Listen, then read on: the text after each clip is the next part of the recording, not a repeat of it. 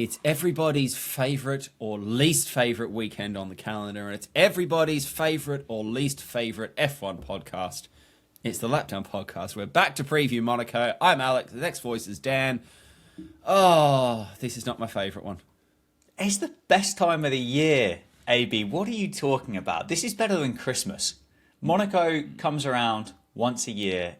Everybody gets excited for it because it's Monaco. Monaco's great. This is better than Christmas if you're like an Oliver Twist 17th century coal mining orphan child where Christmas has no meaning because you're still going down to pit. Fair. Well, in which case, I will open the podcast with some investigative journalism and say that clearly, based on this 51 seconds worth of podcast that you've listened to so far, the Monaco Grand Prix divides opinions. There it is. That's not bad for us, that. Yeah. That sounds like the BBC.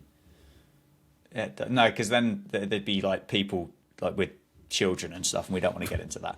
Anyway, yeah, it is Monaco. It starts, well, it's a bit funny, isn't it? Do they still do the practice on the Thursday, then have the Saturday off, and then race, or is it Friday off that they have?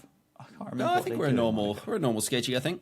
Is it? Yeah. Okay, cool. But they used to do that in Monaco. They used to do like Thursday, Friday, Sunday, I think, or Thursday, Saturday, Sunday, because they didn't used to do it on Monday, and they used to put all the cafe chairs back out at Rascasse and stuff, and people used to have lovely espresso martinis sat on the racetrack. And I actually genuinely used to say it used to turn up at the corners, and because everybody had spilt beer and espresso martinis and fag butts on the floor and stuff like that, the surface was an absolute shit show when the cars went round it the next time. So yeah, probably a good idea that they've canned that, but I don't know, fun, whimsy. Monaco is a bit whimsical, isn't it? I know it's not everybody's favourite 72 laps of Formula One motor racing, but it's a whimsical event. I don't think you can deny that. There's whimsy, and it's got massive like exhibition vibes these days, you know. And I would almost go as far as to say, okay, we don't want 25 races on a calendar, but I would be happy with like 24. We'll have Imola back, or we'll have we'll keep Barcelona. And then we'll have a 24.5 race that is the Monaco Exhibition Grand Prix weekend. And then they can poodle about. If it doesn't matter, they can poodle about like they do at the minute. And maybe we do 40 laps instead of 72. And then, keep it that way. Keep it just for vibes and stuff. Do you think... And we're going to go into this kind of yay boo, and I think you've probably already figured out which way the podcast kind of sits and who's a yay and who's a nay. But... Monaco's the original, right? Monaco's everything that Miami, Las Vegas are desperately trying to be. It wants to be that kind of showpiece. They call it the jewel in the crown. But Monaco is that. Monaco was that. And Monaco has everything that what they're trying to create elsewhere around the world. Is there not like a bit of a feather in the cap for Monaco there to have stood the test of time, and clearly hasn't really been able to have been replicated elsewhere, but mostly in the United States? I think it was interesting that you subconsciously self-corrected, because you started with is and then you swapped it out for was in mid-sentence. And I think that's a lot of it. It was, the marquee event. It's still the marquee destination. I will not in any way challenge that Monaco is very interesting to look at, and it is fascinating. It's a fascinating Grand Prix weekend, except on the 4.5 meters of the dark grey stuff in the middle.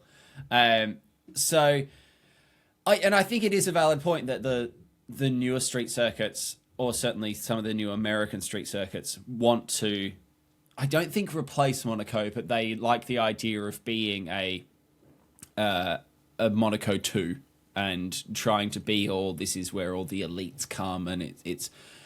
But they're not on the side of a big fuck-off cliff in the south of... I know it's not the south of France, it's its own country, but in the south of France, It's not possible. Monaco is so unique in just the nature of Monaco pre-F1. And put F1 to the side, Monaco is wild.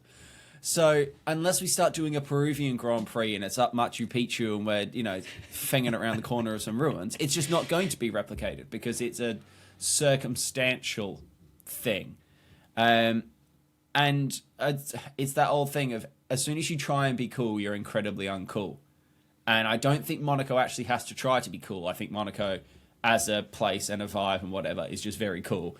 And then, unsurprisingly, there's a lot of bright-eyed Americans that are trying incredibly hard to be cool, and it's making them quite uncool.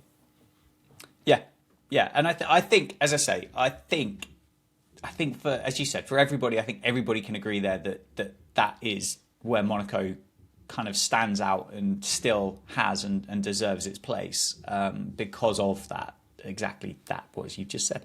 But you're a boo. You don't like it. You don't like the race.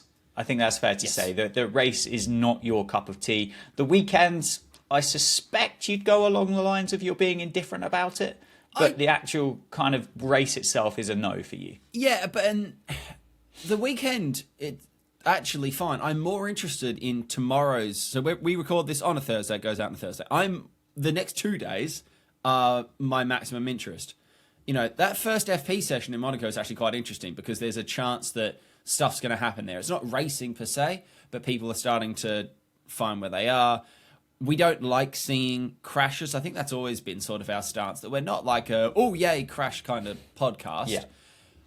A wall clippy kind of crash can be quite fun. You know, just going a little bit too close and just, you know, bumping it with your ass on the way through. No one's hurt, no real damage, fine. I think, those are the fun kind of crashes, and that's where we cap out. You get them on your Fridays. Saturday, fascinating. Like, arguably, a Monaco quali is going to be better than probably half of the races on the calendar this year in terms of enjoyment. And then they let themselves down on the Sunday, generally. So, yeah, I just don't look forward to that 2-hour window on a Sunday afternoon. Yeah. And I might be proven wrong. And there has always been the uptick. I'm thinking back a couple of years ago, Danny Rick on like one cylinder remaining at that point, trying to bring it home. And there's narrative and it's cute and it's sweet. And the Charles Leclerc stuff last year, lovely. But I'm having to look externally to find them. I'm having to put extra meaning on. I need sources on Monaco. Yeah. Monaco is plain chips, right? It's just a bucket of chips. They've not even been salted, right? I bet they're expensive though. Oh, are they? They're made of gold, right? These potatoes have been grown in gold, right? And then I will concede qualifying salt, okay? Maybe 2 FP sessions on the Friday.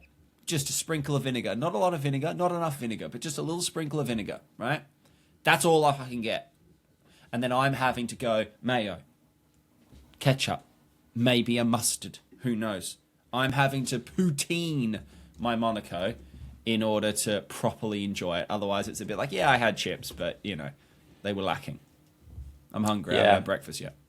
I was going to ask you as a bit of a follow-up, but you've already answered it. Like, where would you put kind of Q3 Monaco amongst the spectacles of an F1 calendar? Because unlike the races, you are kind of guaranteed excitement with that final qualifying session. It's not to devalue Q1 and Q2, but Q3 is when it's kind of top 10 balls to the wall and you think, oh my word, somebody's going to cry in a minute because they're going to clip the wall at the swimming pool. But obviously you came into Formula One with Drive to Survive, by which point the damage I think had already been done to Monaco. The cars had got fatter and they'd got longer and it doesn't work. I mean, you can, as you've seen various clips of it, you can barely take like a Citroen 2CV around some of those corners without toppling it over, let alone like some big chunky F1 car. But those of us that would have watched the sport during the 90s and the noughties and earlier than that, you will have memories of wild overtaking lunge going into Saint-Devote and side by side up the hill and then diving down into Mirabeau. And I'm just reading some corner names off here, as you can tell. Obviously the Nouvelle Chicane, like, moves into Tabac, moves into Rascasse as well. And that was ultimately because the cars were smaller and you could actually fit them around on public roads. So I suppose the thing is that Monaco hasn't changed. Monaco is still the, whatever it is, 2.5 miles worth of tarmac round the Côte d'Azur on the south coast of the Mediterranean. But that's the bit that's bollocksed it. Yeah. But I don't necessarily think that's ever going to change. No, I mean, they made a big deal, didn't they, with the 2026 regulations of we made the cars smaller, and then they made like a 3.5 meter long car or whatever ridiculous measurement it is. That's like turning up to a Weight Watchers meeting after you've had a shit and telling everybody that you've lost weight. Yeah, like they've taken like 20 centimeters off the back of it and maybe like 15 centimeters skinnier, and it's like, okay, yes, you did make them smaller. We're still not overtaking through the tunnel.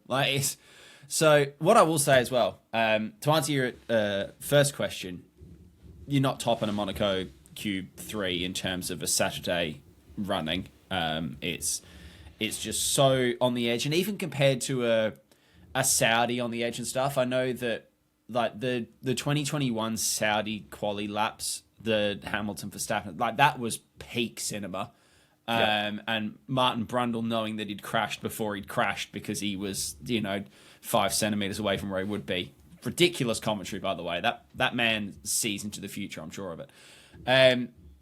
You're not going past that because it's all on. And I think Monaco qualies are nicer than other street circuit qualies because it's a daytime street circuit as well. I feel like you get a better, and it's a bit more scenic. You know where they are. You kind of, it's easier to get a sense of how well a lap's going, I think, in Monaco, because it's maybe those percentages are slightly more stretched out between a slow lap and a fast lap, because no, we're not going 340 kilometers an hour all of a sudden. We're going 240, and so the difference between 240 and 230 is more noticeable, I think. I forgot what my other point was, so I'm just going to go with the quality being good. No, I've remembered it now. 2 weeks in a row, fucking banging set of corner names. How good of a triple header for corner names are we on here? I don't know if Spain's got any for us, actually. I think Spain, I don't feel like I've heard any nice corner names in Barcelona. But, I mean, God, we're getting spoiled on corner names for the last 2 weekends. Going from Aqua Minerale to Rascas. I mean, come on now. La Rascas. Sorry. La Rascas. La Rascas. Noval, Massenet, Bus Casino stop. Square, bus stop, swimming pool, Anthony Nodes. There's definitely GP1 and GP2 here in terms of some of the corner names, isn't there? 100%. It looks like Catalonia's just a bunch of numbers, so that's a bit boring. Sorry to disappoint you, but yeah, I mean the doubleheader's been great. Yes. Is this an admission of guilt with regards to Monaco? The fact that Formula One, the FIA, and whoever's in charge of it at the moment has decided to enforce a two-stop strategy at Monaco. Is that an admission of this isn't exciting enough for a lot of people? We need to try and make it exciting. Absolutely. But also, well done, is what I would say. Do you think it makes a difference, genuinely? Because if they can't overtake, they can't overtake. So does the excitement come from a bunch of blokes wearing overalls with some spanners in their hands, trying to take some wheels off their cars quicker than the blokes like 5 yards down the road? Fine, because that's excitement still.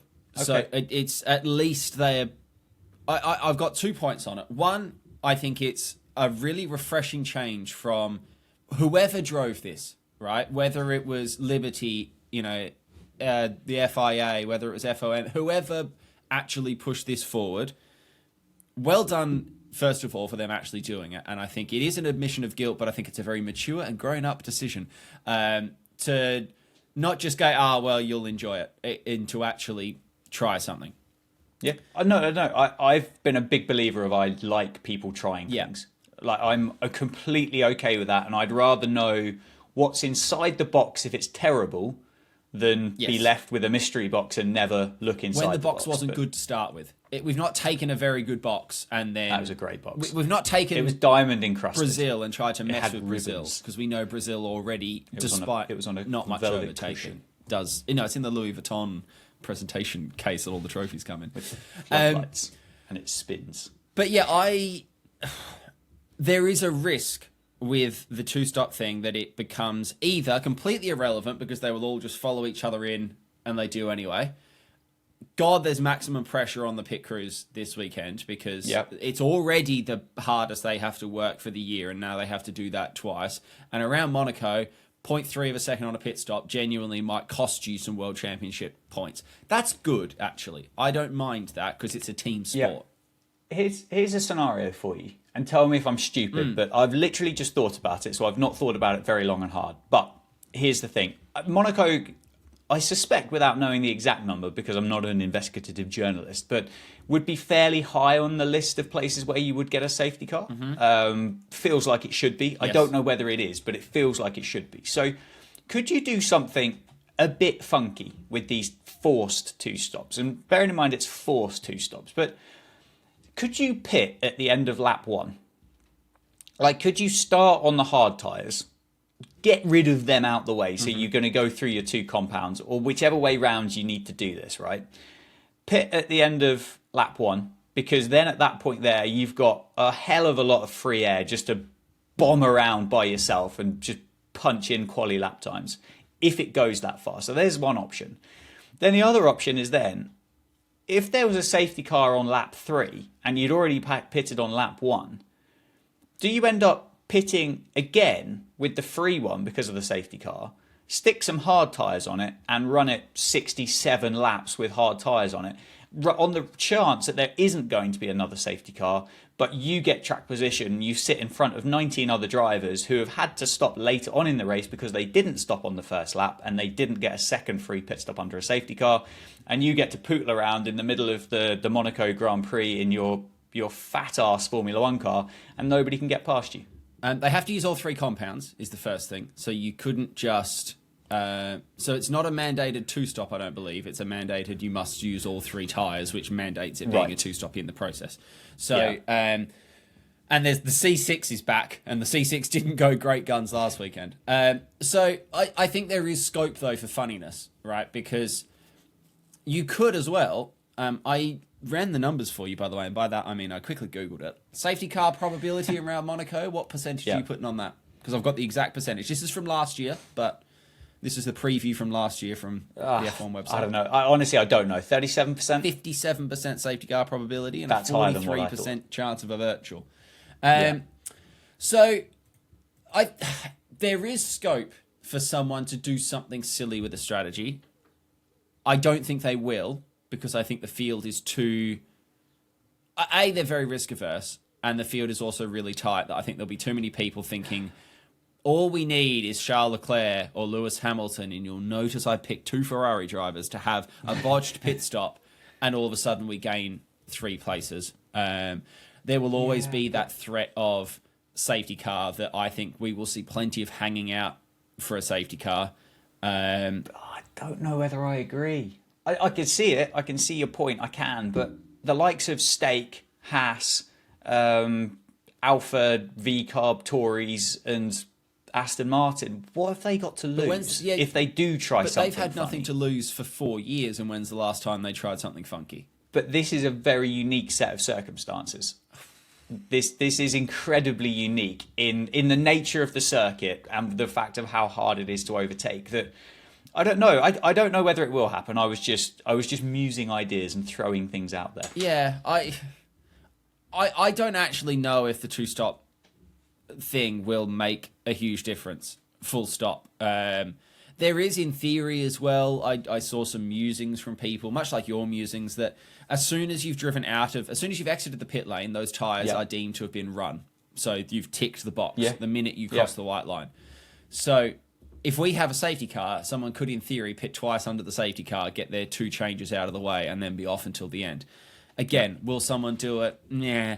But there are plenty of these weird ways to get around it.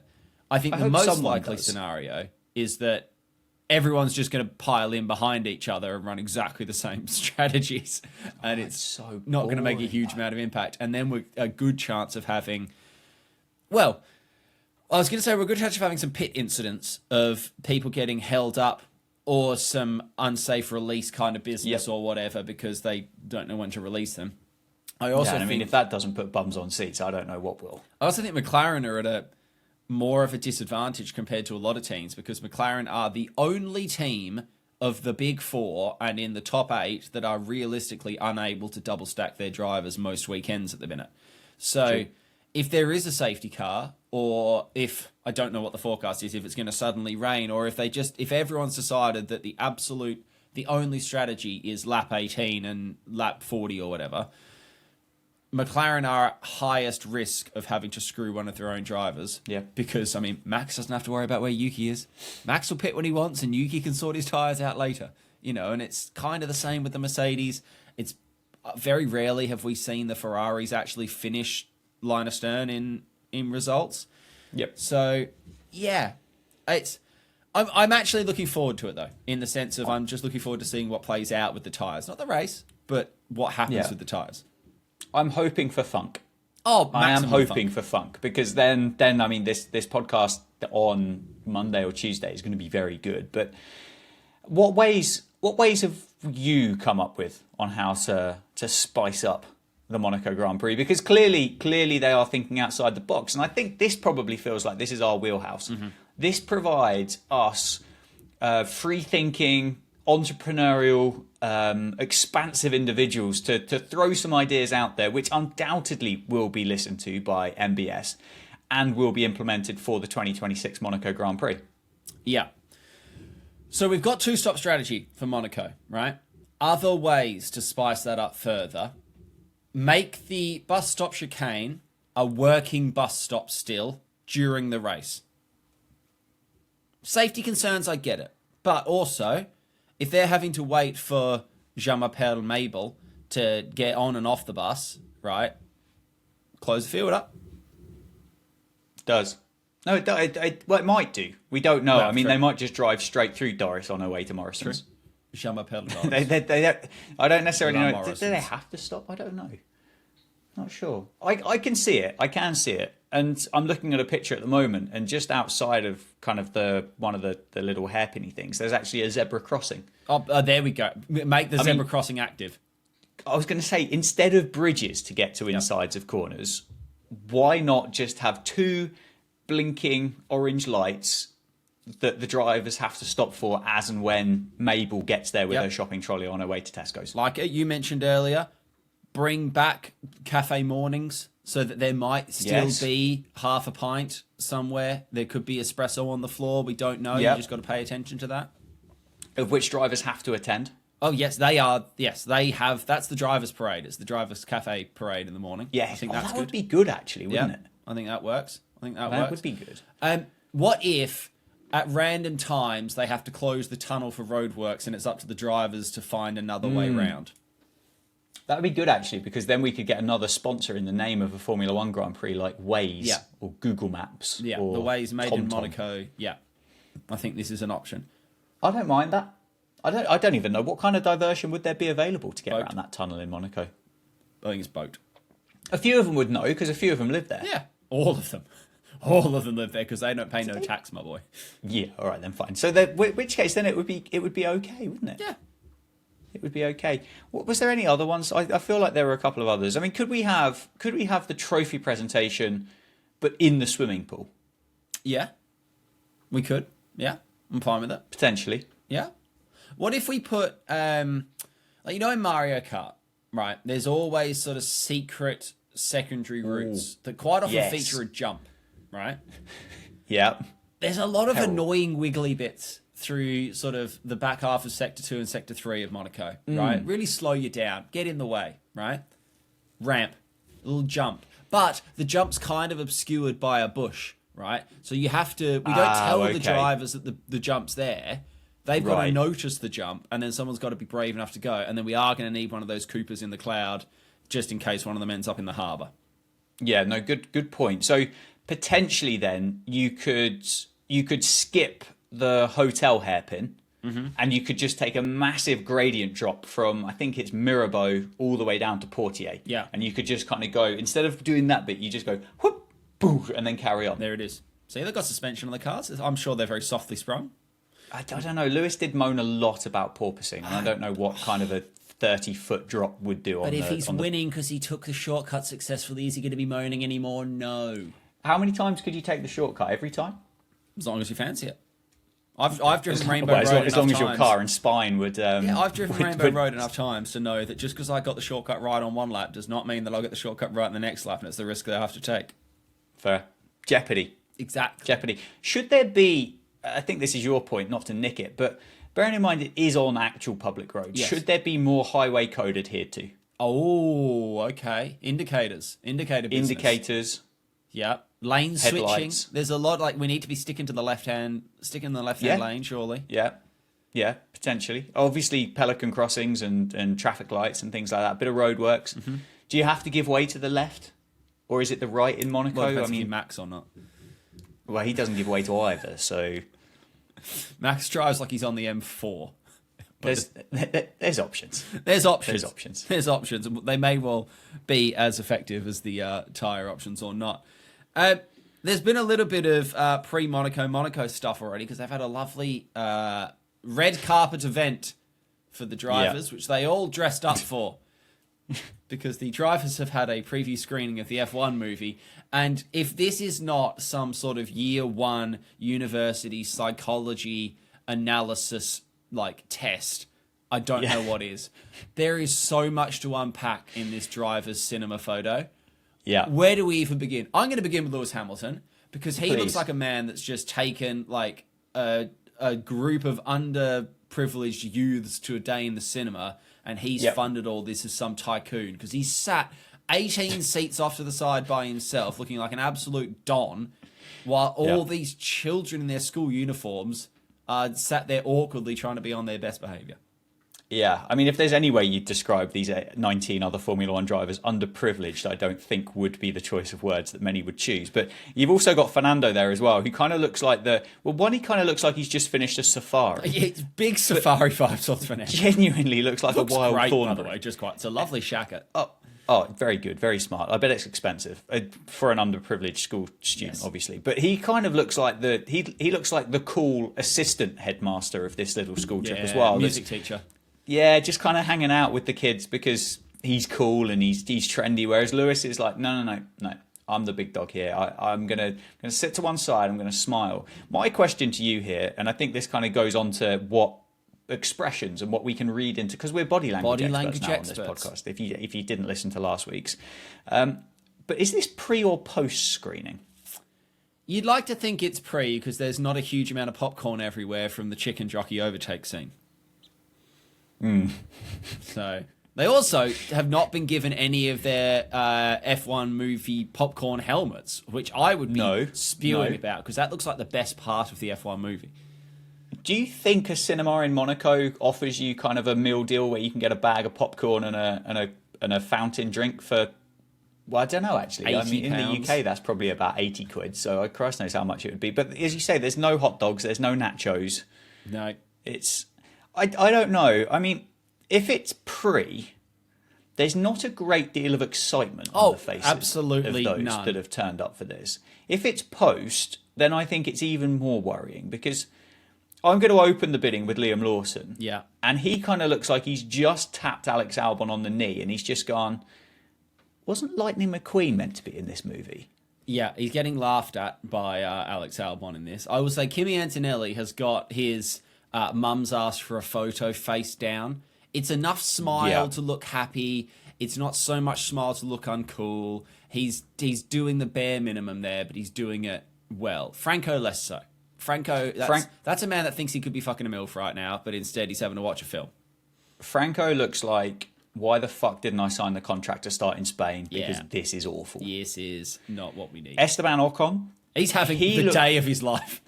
Well, he does, but the way he's kind of, hang on, kind of slumped right the way down in the back of his chair there. Because he's 6'1", Esteban, as well. He's definitely just been doom scrolling through Instagram or TikTok, trying to avoid Teacher Hamilton staring over his shoulder that he's not paying attention to the pantomime. Yeah. No, I'd say there's vibes in that. There's vibes in that. By the contrast, Ollie Behrman's massive. I know he is a big boy, but he's taking up a lot of cinema here. A lot of cinema. Yeah, he's for a skinny boy, he's done well to take up 3 seats, hasn't he? Yes, absolutely he has. There's something to be read into here, surely, about who's sitting next to who as well. Because the back row feels very odd to me. We've got Piastri, Hülkenberg, Hadjar, Leclerc. That just... If I'm picking 4 blokes that want to sit next to each other in the back row of the cinema, Hülkenberg gives me back row of cinema vibes, because I think he'll throw popcorn. Isaac's too much of a good boy. Oscar's too much of a good boy. Charles probably sits in the same seat every time because this is his local. He's also come dressed in his pajamas. But just quietly on Charles Leclerc, he genuinely looks like he's just watched the scariest film of his life. Yes, that's also his resting face through all of 2025, though. The man's not having a good time. He looks like he's just walked out of... to be fair, I don't really watch scary films. No. But, anyway, here's a question to finish on the still. cinema stuff, right? Yeah, and then I'll sit back up. Which of the F1 drivers is the most likely to have smuggled in 4 bags of Haribo because they didn't want to pay cinema prices for their snacking? Oh, that's a great question, that. I think Yuki. Oh, interesting. I have sort of 2 picks, right? I think Fernando Alonso does it just because he can. And I think he likes the thrill of the game is why he's got lots of pockets on that jacket. There's a lot of pockets on that jacket, but I think he's doing it for the thrill of the game. Why Lando, Liam, and Alex are sat so close to him as well. Good chance. And I think he planned this with Lando. And then my second choice is I think George Russell gives me huge vibes of bringing his own snacks on cost-saving measures because I'm not paying cinema prices for a bag of Haribo. We can go to Asda beforehand. So I think I just get that from George. Yeah. Kind of feel like Alex Albon could do that as well. Oh, yeah. He's a bit of a cheeky chap. I think he's combining the two. I think he does it for cost-saving measures, but also because he likes knowing that he's a bit of a bad boy, but in a nice way. Oh, I've got another idea of how to spice up Monaco. Oh. Which is going to segue really nicely. But what if... And this is... Actually, I don't know whether this would spice it up or not. Well, it wouldn't based on the build-up that we've just given... qualifying. But what if we had qualifying and it counted for nothing, and then on the Saturday night what they had to do was go to the casino, get on the roulette table, and there was one of 20 numbers round, and they just literally put their poker chip down and it spins, and then whoever gets it decides, or the number it lands on decides which place that they start on even. Or they will stay on that as well because it's Monaco and there's no overtaking. Yeah, I was right both times. Yes, right both times. Yeah, hey, I mean, I'm going to say the only way Stake are ever going to win a Grand Prix. So it's possible. Just quietly as well, I forgot that Gabriel Bortoleto existed. I've just seen him in this picture and gone, oh shit, yeah, I remember him. He was really good in Australia, and then I've never seen him again. Bless him. Bless him. I'm probably going to get him in the World Drivers' Championship now because we're about to spin that wheel. So the standings, you lead by, was it 9 points? I think it might be 8. Okay. Yeah, 100 to 92 after, is it 6 rounds that we've had now or 7? Some rounds. 1, 2, 3, 4, 5, 6, 7. So this is 8. Right. And I believe on the even numbers, you have the first spin of the wheel, which I will say, on history, I think spin number 1 has tended to have been the better driver. So if I go through here, spin number 1, George Russell. That was week 1. Spin number 1, week 2 was Lando Norris. Spin number 1, week 3 was Antonelli. Spin number 1, week 4 was Russell. Then Norris. Then Verstappen. And Verstappen again. Okay. So spin 1 pick some names is out, loaded in that favour. Right, here we go. Well, load me up then. Load me up. Come on. Spin 1, lap 1. Give me someone decent. Let's go, Lando. Lando is okay. Bosh. The first spin has got value. See, I'm starting to feel like there's something dodgy with the wheel here. That's excellent business. Right, that's a great start. The second spin has been honking. Right. Are you ready? Albon, Hulkenberg, Gasly, Alonso, Behrman, Ocon. Well, Hamilton was last week, so there's chance. Here we go. Here we go. Curse of the second spin. Come on, Gabriel. Oh, go on, keep going. It's not going to keep going. Although I don't mind that. Yeah, Albon. Albon has been known to bang a quali lap in. And around Monaco, he's more likely, if he qualifies at P5 or P4 somehow, he's more likely to be able to keep that, I think. So I think he's a good qualificator. I think he qualificates certainly up there. I don't hate it. I don't hate that. And you know what? I know you've got podium there. I don't know which way round, but you've got podium. Whereas Albon, I kind of feel like I've got points. Upper middle. Upper and middle, I like certainly. it. And I like it. Right. Here we go. Give me a nice combo. It would just be nice to have two strong drivers for once.